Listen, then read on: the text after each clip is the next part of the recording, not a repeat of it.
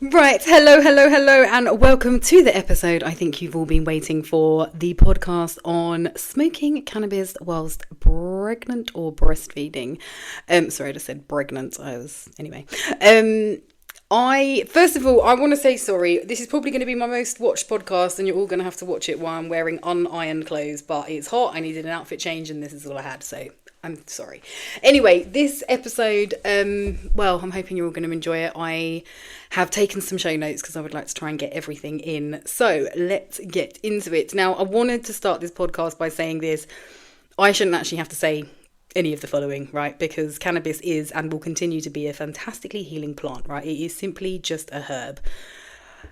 I don't know, for something that is naturally growing and being demonized for financial gain and nothing else, it's absolutely horrible that you even have to do these things and ask these questions. But yeah, anyway, so that's where I stand on this. But we're going to continue. Now, obviously, that's the question I get the most, funnily enough, over the years. I get a lot of people messaging me saying, Tamara, did you smoke cannabis whilst pregnant? And the answer is yes. I have 5 children, right? And I have smoked cannabis and cigarettes whilst pregnant with all of them. And I have, if you know me, you know I've been smoking weed since I was 13. And I have been smoking every day, and I mean every single day, since I was 15, right? Now, I initially fell in love with the plant because I didn't sleep as a child. I think I've said this before, but I was a complete insomniac. I would just lie awake pretty much all of the night, and it was horrible. And the first night I smoked cannabis, I went home and slept. I slept like a fucking baby, and I never forget that day. Like, that day has stuck with me forever and has been the reason I have continued to smoke. Now, in retrospect, I think I have probably been self-medicating the whole time, but that's probably a podcast for another day. But whatever it is, I have basically been smoking cannabis every single day since I was 15.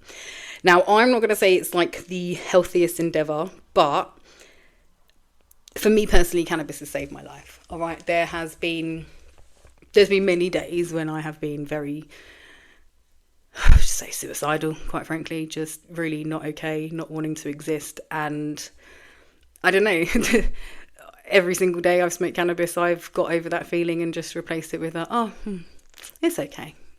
Kill yourself tomorrow sort of thing, right? So for me, weed has been the thing that has made life more bearable, right? And wrongly or rightly, it's been in my life for a very long time. So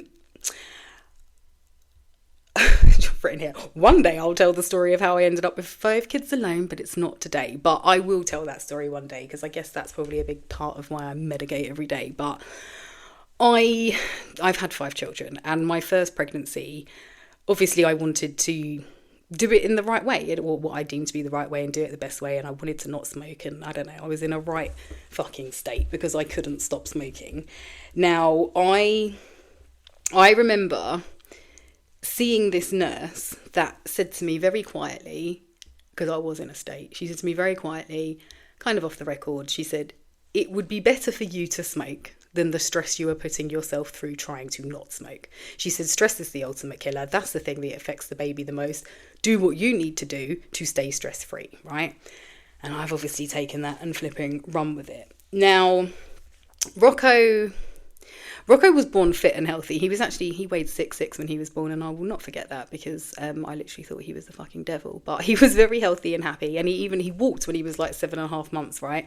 He was a super intelligent child. I literally sent him into school tying his laces and drawing symmetrically. Like, he was an amazing child, and I'd say, if anything, the school has been what's dumbed him down, okay?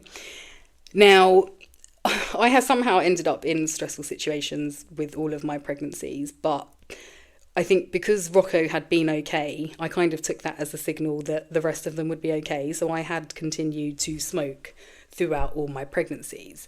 Now, I guess the question is, like, do I regret this? Honestly, I don't. There is only one thing I regret, and this is not a very nice story, but I am going to be open and honest, like I always am.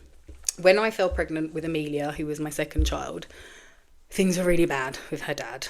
His dad had just died. He was telling me he didn't want to have a baby, and I I was like, fuck, I'm going to be on my own with my second child now. And having done it already with Rocco, I was like, I am definitely not doing that again. And I decided I was having an abortion. The abortion was booked in, and one night I did some MDMA, and that I regret. Now, I'm not going to say Amelia's got special needs like that, but I've got a friend's mum who years ago, she said to me, it's all right to smoke all that weed when you're pregnant. She was like, don't do the ecstasy. I should have fucking listened. There's nothing actually wrong with Amelia, but she is the one who is, I don't know, she's very like me, if anything, a little bit all over the place and whatever, but I do wonder if that is because I did that when I was pregnant. And like I said, I was booked in for an abortion. Don't even know if I should tell that story now, how Amelia didn't end up getting aborted, but she obviously didn't. And yeah, that is one thing I have lived to regret. I will tell you that story quickly, actually, because that's a weird thing to say and then not follow it up with the story. But obviously I was not okay. I didn't want to have another child, and I was convinced that the abortion was the answer. So I'd gone to the clinic, and I'd got down to the table bit, right, where they numb you up and they're going to do the thing. And I was in such a fucking state. And I remember they gave me the anaesthetic. And before that kicked in, I was just sobbing. And I just remember the last thing, God, I'm going to cry. I just remember the last thing that man said. He was like, you don't want this. He's like, I'm not doing it. And he refused to do it. And God, I should have probably saved this story for another time. I'm due on my period, by the way. I'm okay. I'm just a little bit emotional. But yeah, he was just like, you don't want this. I'm not doing it. And he refused to do it and set me back up. And when I woke up, I was obviously still pregnant, and then in even more of a state, because obviously I knew I didn't want to have the baby, but I didn't not want to have the baby. I always say, listen, I don't have a problem with abortion. Life is hard. But I think when you have a child, to then have an abortion, you very much know what is at stake, right? And I think, I don't know, I was doing that because I didn't want to be alone, and I didn't want to have to just deal with all of that stress alone again, I guess. And so that was my, but like I said, that never happened. But because I thought that was going to happen, I'd done the MDMA, and honestly, not like I live to regret it like that. I mean, Amelia, if you know her, you know she's fucking fine, but it is something I will always wonder, like, is that the reason? Because people always say, oh, she's autistic, she's ADHD, they're just testing her for dyslexia now in school. And I mean, God, everyone's fucking bloody got ADHD and autism these days, haven't they? But yeah, that is something I do wonder if that was a bit of my fault. So yeah, I don't regret the cannabis at all, and I'll get into more of why. But anyway, so I use cannabis throughout my pregnancies, and actually what I will say is one of the biggest things, it wasn't like I was like, oh, I can't stop smoking sort of thing. Cannabis was actually keeping me alive. When I fell pregnant with Rocco, I very quickly got sick, like the morning sickness. That's actually how I know I'm always pregnant, because I get diabolically ill, like ridiculously ill. The morning sickness was so bad, like I was in hospital on a drip. And the only thing that would stop me from feeling sick was if I'd smoke a few pulls on a spliff, and then the sickness would simmer down and I'd be able to eat like an apple or a bit of toast or something. And that's how my whole pregnancy, from literally, I was throwing up with Rocco till in labour. I threw up from the beginning till when I fucking was in labour. It did not stop. It was a very, very bad time of my life. Very bad time. Funny, I did it 4 more times really. But yeah, anyway, so that, I feel like the smoking just really helped, and it was supporting me more than anything. So I don't know. Now, I guess the next question on everybody's lips is, has this caused any problems? Because I've always been very open with my cannabis use, and because of that, I don't think anybody can tell me a damn thing. I think it's when you start to hide things and lie, it is a problem. Now, my thoughts on this has changed slightly over the years, but back when I was first having my children, I didn't care. Anybody who would wanted to listen, I tell them, yeah, I smoke fucking weed and I don't care, right? Now, this had never caused an issue until I was in labour with Knight. Now, one day I'm going to do a podcast on all my pregnancies and labours, but when I was in labour with Knight, he was my 4th child, and I knew at that point how much I needed a water birth, because I'd done the previous 2. I'd done Amelia and Neo without any pain relief. It was just gas and air. A few pushes, got them out, right? So I was trying to do the same thing with Knight, and I'd booked into the birthing suite. I was supposed to be having a water birth, but when I got to hospital, they had given me this fucking transvestite, lesbian, fucking underage. She must have been about 20, midwife, right? And she didn't know what the fuck she was doing. Now, obviously, you can't claim to know how to do somebody's job better when it's not your job. But this is my fourth labour at this point. I know what the fuck I'm doing. So I kept saying to them, you need to get me into the water. Like, I cannot cope with the pain. I just need to be in the water. And they've got the belly monitor on me, and they're monitoring the baby. Now, she keeps saying the baby's in distress, but the baby only keeps going into distress every time I'm having a contraction. Now, I've always been quite I don't know, I hate the word spiritual, but I don't know, whatever. I knew the baby wasn't in distress. I knew the baby was just simply reacting to the fact of my distress every time I was having a contraction. So I was literally having a contraction, and then the heart thing on the monitor for the baby was spiking. So this woman was she was making me feel like the baby was going to die. That's what she was doing. She was just like, we've got to get this out quick. You can't get in the water. This is dangerous, blah, blah, blah. The baby's in distress. And I'm like, it was so awful. And in amongst all of that, in a flash second, because she kept saying the baby's in distress, there's something wrong with the baby, we've got to get the baby out. I just went, oh my God, is this because I smoked a spliff a few hours ago? And that was it. The world turned fucking upside down. I must have given birth about 30 minutes after that. And then another nurse has come in, and she was just like, look, I don't know what you said when you were in labour, but we now have to action X, Y, Z. The social services are going to be called, blah, blah, blah. We need to do drug tests on the baby. And I was like, okay. Anyway, these times, all of the labours previously to that, they do this thing where you go and have the baby and basically they kick you out a few hours later. I've been fine with that because you just want to get home. Now, I've just had this baby and I just wanted to get out of fucking hospital and get home. And they're telling me I had to stay there and have this bloody this piss. They wanted the baby to piss in this bag, have the test, and then they would let me go. I just went fucking mental. I was like, no. I remember, I'll never forget this. I picked up the fucking baby. There was a line of fucking nurses and I just bashed through them all because, you know, they've got the doors locked. Like all the nurses are standing in front of the doors. The doors are locked, so I can't get out. I'll never forget this day because it was like, you know, like when the heavens open or something magical happens, like, and you hear the angels singing, like, it was one of them moments. I'm trying to fucking escape. My stepmom walks around the corner and, you know, the doors just activate from the other side automatically. So they've swung open. That was it. I've just run through the doors and then I'm the other side with the baby. I'm like, what the fuck are you going to do? I'm gone. Anyway, so I was going mental. I said to my stepmom, I was like, just take me home. Like, I just needed to get home, have a fucking bath, like, have a cup of tea. You know, if you've had a baby, you know you just want to get home, right? Hospital's not the best place to be, I don't think, anyway. So if you're all right and healthy and everything's okay, just get home. So I fought these people, basically, gone home, and then that night the social services were calling. They called my stepmom and they was like, if she does not bring this baby back to the hospital, we're coming to take the baby. And that's it. I was like, I'm going on the lam. It wasn't that drastic. Thank God for my stepmom. Thank God for her, because she was such a calming voice of reason. She was just like, look, let them do the test. Yeah, everything will be okay. And I did. I agreed to go back to the hospital the next day and have the baby urine tested. And I did. And what happened? Nothing. There was not a fucking trace of anything in the urine, as I knew there wouldn't be. But yeah, they just wanted to prove that to themselves. So that I think was the only incident I've had regarding cannabis whilst in labour. And like I said, I fully blamed that on that fucking midwife who was just really didn't have a clue.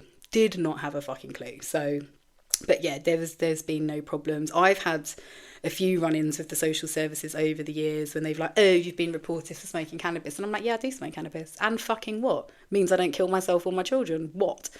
And I only know, and I only feel safe doing this because I've got a really old friend who,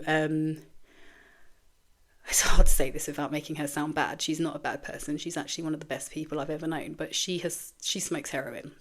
And that is due to trauma. I won't even begin to tell you what she's been through. But if you'd been through what she'd been through, you'd smoke heroin too. But she has always smoked, but she has 4 children, and she has always looked after those children. I mean, those children have got degrees, they've gone on to uni, like, they're good fucking kids, right? And she would always have the social services in and out of her life, but they let her keep the children because she was a good mum. She had food in the fridge and she looked after her children well. So that's how I know you can literally smoke crack, yeah, and still have your children in your care as long as you've got food in the fridge and they're presenting well, which my children do. If you know my children, you know they're fucking happy, right? There's always food in the fridge and everything is good. So social services have never been able to tell me a damn thing, and they're not something I've ever feared, because I'm just like, well, what are you really going to do? Because they've never got anything to say, because I'm just like, well, if you don't want to smoke weed, like, support me. Pay for us to go on holiday. Get me a fucking nanny. Get me an au pair. Do you know what I mean? And then they never want to do any of that. The last thing social services want is me in their life. Trust me. Anyway, I would say that was the only time cannabis caused me a problem. And do you know what? There's just a little bit in here I just want to add on because I forgot to just say this. But when I went into labour with Rocco, I went off. You know, you go to the hospital and they have to check how much you're dilated and whatnot. I went to the hospital and I remember there's a West Indian nurse and she looked at my notes and she just very quietly said to me, she was like, don't smoke when you go home. She said, do not smoke when you go home. Now, what did I do? Went home and smoked. What did that do? Prolonged my fucking labour. I gave birth to Rocco 47 fucking hours after that, yeah? I wish I'd never smoked that spliff, trust me. But on the flip side of that, in later pregnancies, I remember when I was in labour with Amelia, I didn't want to go. I wasn't ready. I was literally at my mother-in-law's having Sunday dinner. I didn't want to go to the hospital and I was like, no. So I rolled a big spliff and I smoked it and it really gave me literally an extra 2 hours, I think, just to calm all the contractions down. And then I went to the hospital in my own time. But so, yeah, I just wanted to say that because I wouldn't regret it, but it's certainly, it will slow things down if you're at the early stages of labour. So just bear that in mind. Now, I want to talk a little bit about edibles, right? Because of obvious reasons. I don't know how this is going to sound or even how to put this in a scientific way. But for me, I know whatever you're eating and drinking is going straight to supply the baby, right? And so I always just left edibles, pregnant and breastfeeding, especially when breastfeeding, right? I've always just left the edibles, but I have just smoked. So I did know that was going to be one of the questions and I just wanted to say that. But this does now bring me on nicely to the next biggest question is, did I smoke cannabis whilst breastfeeding? Again, yes, I did. Now, again, back to the edibles thing. With your breast milk, you know when you're eating and drinking, especially after a feed, everything's going back in to make your breast milk, right? So bearing that in mind, I would smoke. However, I set myself parameters or whatever. I would never smoke within 20 minutes either side of a feed. Now, don't get me wrong. This is so hard to judge when, first of all, the baby's brand new and they could be cluster feeding or all sorts. Like it can be hard to judge. But as a general rule, I would always say you've just fed the baby, I would wait at least 20 minutes, right? Have my water, let my breast milk replenish and whatever. Then 20 minutes after that, I would then go and smoke. And then I would always try and make sure, but this is the harder thing to do, is not feed within 20 minutes of smoking. So if I've just smoked now, I would try and wait 15, 20 minutes before feeding the baby. Now, obviously, this is not always possible. If you've got a screaming baby needing your boob, you're just going to have to whack them on.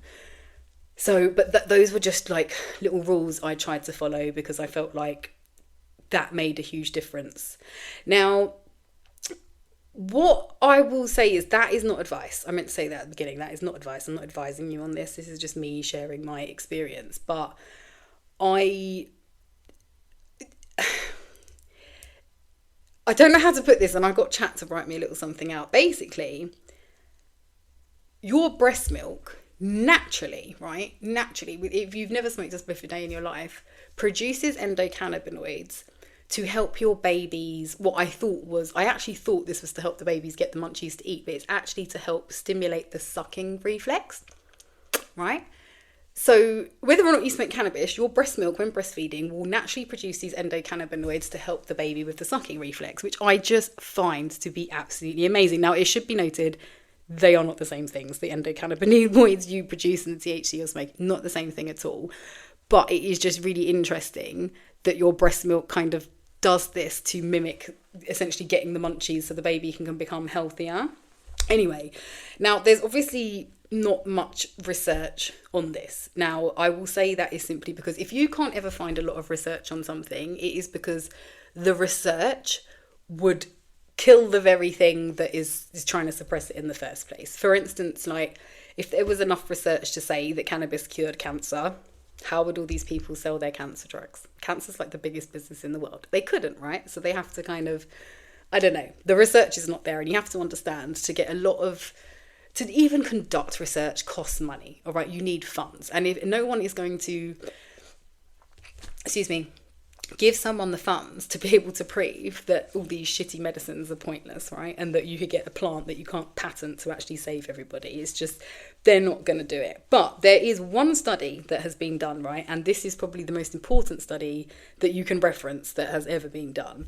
And this was done in Jamaica. And the reason why it's important is because not only was it a study on this, but it was a study done over a long time. Like, she literally went back 5 years later and gathered more like data and stuff, and it was just really interesting what came out of this study. Now I'm just going to read you what the conclusion was, because spoiler alert, after 5 years going back to these children, studying what was the difference between the children who had come from the mothers who had smoked cannabis and the ones who hadn't, the difference was literally fuck all. And surprisingly, there was a small difference in a positive way. So like, they found the children, let me just read this to you because it's really interesting. This is taken from PubMed, right? I'll provide the link in the bio, but it says, and this is in reference to the research, it says, this research provides data on the development of 59 Jamaican children from birth to age 5 years whose mothers used marijuana during pregnancy.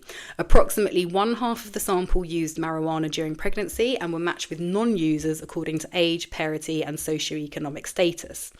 Testing of the children was done at 1, 3 and 30 days of age, with the Brazelton neonatal behavioural assessment scales, and at age 4 and 5 years with the McCarthy scales of children's abilities. Now, data about the child's home environment and temperament were collected from direct observations as well as from standardised questionnaires. The results, this is the important bit, the results show no significant differences in developmental testing outcomes between children of marijuana using and non-using mothers, except, and this is so interesting, at 30 days of age when the babies of users had more favourable scores on 2 clusters of the Brazelton scale, and that was on autonomic stability and reflexes. It says the developmental scores at ages 4 and 5 were significantly correlated to certain aspects of the home environment and to regularity of basic school, which is basically just saying what's affecting the children then is actually their environment and whether or not they're going to school regularly. But that is so interesting, like, that they actually found some of the children, the ones who were doing better were the ones from the mothers who were using the cannabis, right? Anyway, I just think that was, I don't know, I just think that's a beautiful thing, to be honest with you, because like I said, not many people even know about this study, and not a lot of many people will reference it, and I think they've tried to bury it because, well, we all know what the study's saying. Anyway, I think this is probably a good time to wrap the podcast up because, well, nature knows best, doesn't it? And it, like I started this by saying, it is a plant at the end of the day. And the fact it's been so demonized. I mean, I want to do another podcast on how cannabis basically went from being a medicine, because it used to be a medicine. It used to be something you could go and buy over the counter in the pharmacy, right?